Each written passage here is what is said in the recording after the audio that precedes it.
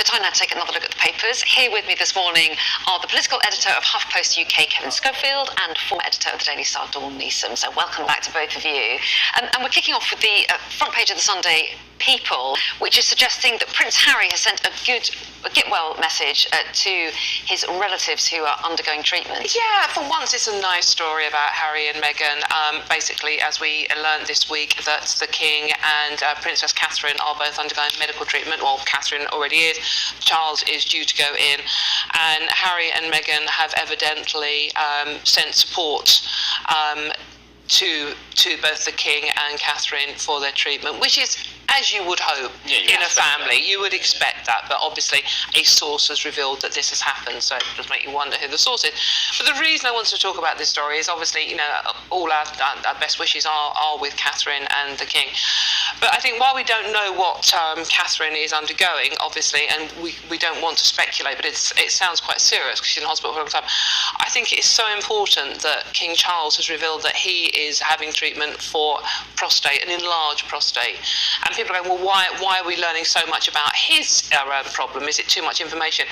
And, you know, and I don't think it is, because I think it's so important to get that message out there, and for men to get their prostates checked. Because we were talking about in the green room, whilst women are constantly reminded to go for mammograms, cervical smears, etc., men just seem to not get themselves checked as much as we're they less should. likely, I think, to bother the GP. We don't think, it's fine, it'll be okay. So no matter what you think about the royal family, whether you're a Republican or a Royalist, I think the fact that King Charles so often, King Charles has brought this into the public is so important. And it is a bit of a switch, isn't it? Because I think there would have been more privacy around of the Queen or Duke of Edinburgh's treatment. Yeah. He said that, making a decision to be open. That's why he's done it, to try and raise awareness, which is good. Yeah, no, absolutely, good for them.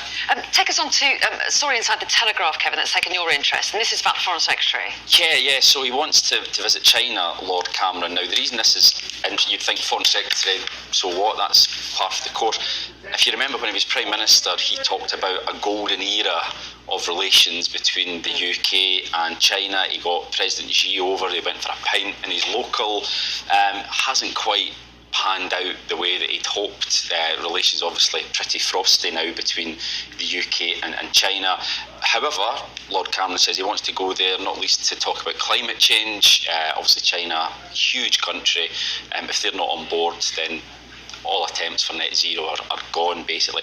But this will inevitably cause more friction within the Conservative Party, because there are Conservative MPs who, quite frankly, detest China and think we should have nothing to do with them, that they're bad actors, basically. Tim Loughton, one of the more prominent critics, has really gone for it in the paper, basically saying, you know, it's difficult to see what the Foreign Secretary thinks he can achieve. Enthusiastic rubbing shoulders with these people. Ian Duncan Smith has called it Project Kowtow, smells of appeasement.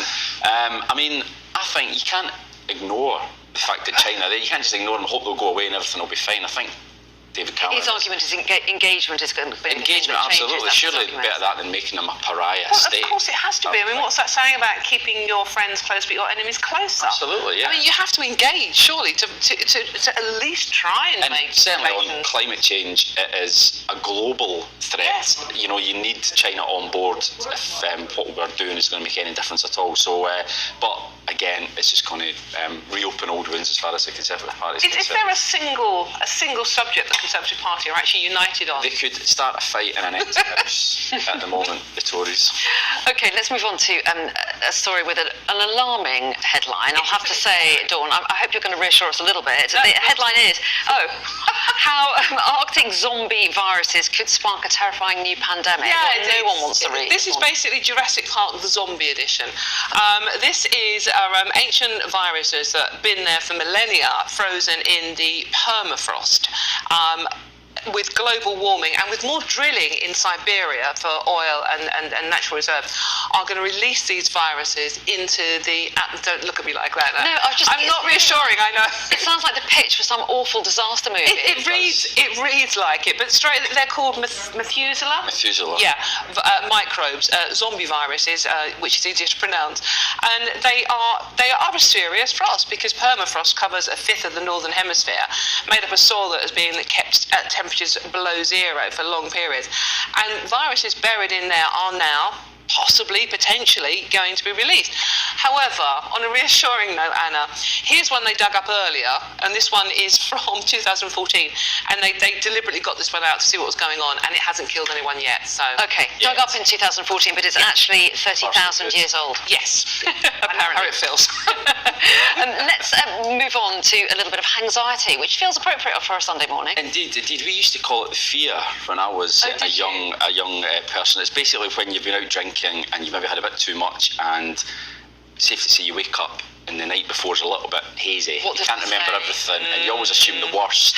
Anyway, it's now called anxiety, hungover anxiety, and it's leading to lots more young people giving up drink entirely. They much more wise than we were, maybe Don, when we were younger.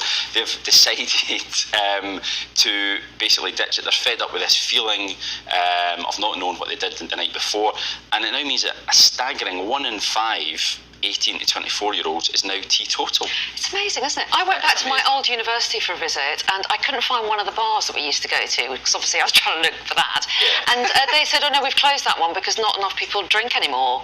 And I was like, really? And I said, what do they do? And they said, they work. Well, yes. That'll never catch on. I was very impressed. It wasn't like that in my day. But yeah, and then 21% of under 25s, as we say, but then 14%, in fact, that's up from 14% in 2017. So the trend is for more and more young people giving up the booze. Instead?